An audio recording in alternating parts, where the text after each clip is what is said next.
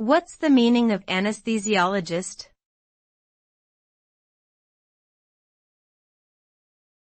Anesthesiologist.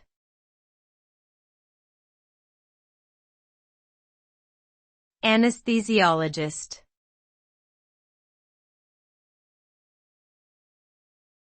Anesthesiologist.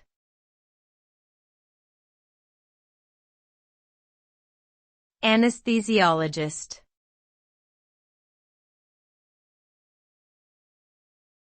Anesthesiologist.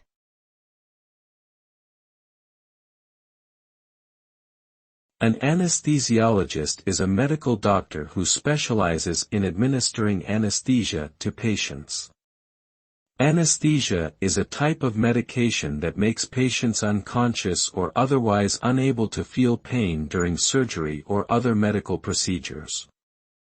The anesthesiologist is responsible for monitoring the patient's vital signs during the procedure and adjusting the anesthesia dosage as needed.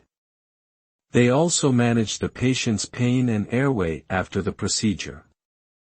Additionally, anesthesiologists may be involved in pain management for chronic conditions or palliative care.